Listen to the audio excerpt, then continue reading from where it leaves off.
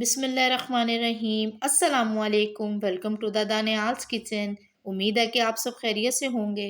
आज हम आपके लिए लाए हैं बेहतरीन स्टीम रोस्ट, जो शादियों पे तैयार होने वाला बेहतरीन जूसी और सॉफ्ट सा स्टीम रोस्ट जो आप आसानी अपने घर में तैयार कर सकते हैं। वीडियो को मेरी अंत तक वॉच ज़रूर कीजिएगा। आए चलते हैं मेकिंग की तरफ। सबसे पहले हमने लेनी है एक मुर्गी। 2 से 2.5 किलो की ये मुर्गी थी।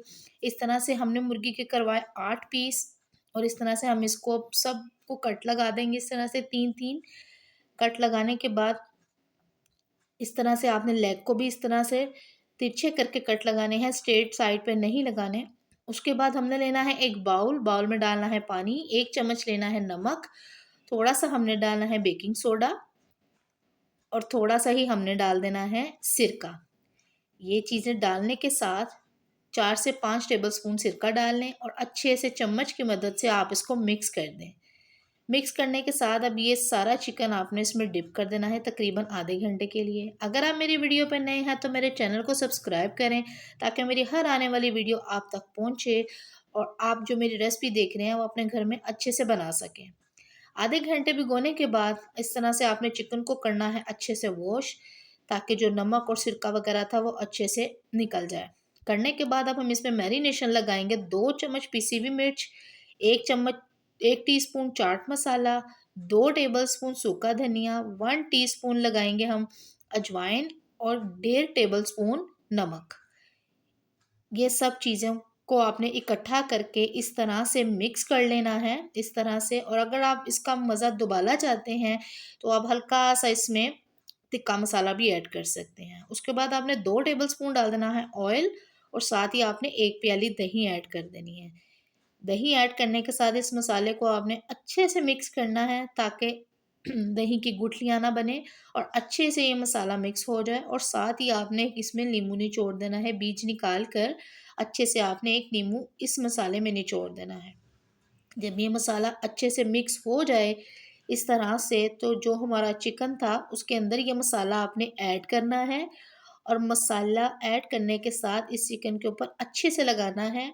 5 से 7 मिनट तकरीबन आपने इसको लगाना है ताकि अच्छे से जो है इसकी मैरिनेशन हो जाए। और देखें ज़बरदस्त सा मसाला इसमें रच चुका है। अब हम इसको 1 घंटे के लिए फ्रिज में रखेंगे और इसके ऊपर हल्का सा हम फूड कलर ऐड कर देंगे ताकि इसकी रंगत खूबसूरत आए। और साथ ही हम इसमें बेकिंग सोडा भी हल्का सा चुटकी सा ऐड कर देंगे और अच्छे से इसको दोबारा से मिक्स करके घंटा हम इसको रेस्ट देंगे। उसके बाद हम एक लेंगे पतीली। पतीली के अंदर रखेंगे हम स्टैंड और स्टैंड के साथ हम डालेंगे हल्का सा पानी। ये देखिए इतनी फिंगर के नीचे पानी होना चाहिए आपका, कि चिकन अपना भी पानी छोड़ता है, इसलिए आपने बहुत कम पानी रखना है। इस तरह से स्टैंड रखने के बाद ऊपर आप रख दें स्ट्रेनर। स्ट्रेनर रख के उसको ढक दें। उसके बाद स्ट्रेनर के ऊपर आपने बटर पेपर लगाना है। लगाने के साथ ऊपर इस तरह से आपने पीसेस रख देने हैं। बटर पेपर के अंदर हल्के हल्के से आपने सुराख करने हैं ताकि जो है अच्छे से स्टीम में पके। और ये देखें इस तरह से रखने के बाद आपने इसके ऊपर हल्के से जो है तिल ऐड कर देने हैं। अगर आप अपनी मर्ज़ी के मुताबिक भी इस पे कम या ज़्यादा तिल ऐड कर सकते हैं। करने के साथ आपने इस तरह से जो है ढक्कन पे रुमाल ढाँपना है और इस तरह से इसको दम पे पकने देना है। तकरीबन आपने इसको पौना घंटा स्टीम देनी है। उसके बाद ये देखें हटाया तो ज़बरदस्त सा हमारा स्टीम रोस्ट बिल्कुल तैयार हो चुका है। ये देखिए मैं आपको फ़ोर्क की मदद से ये दिखाती हूँ कितना अच्छा ये गल चुका है। उसके बाद आपने लेनी है एक ग्रिल। ग्रिल में ये पीस ऐड कर देने हैं और तवा रखना है। तवे के ऊपर हल्की सी ऑयलिंग करनी है और अच्छा सा इसका कलर देना है आपने हल्की आंच पे बिल्कुल, ताकि अच्छा से इसका कलर आ जाए। अगर आपके पास ग्रिल ऐड नहीं है तो फ्राइंग पैन में भी हल्की सी ऑयलिंग करके इसका कलर अच्छा सा दे सकते हैं और हल्की सी इसके ऊपर ऑयलिंग कर दें।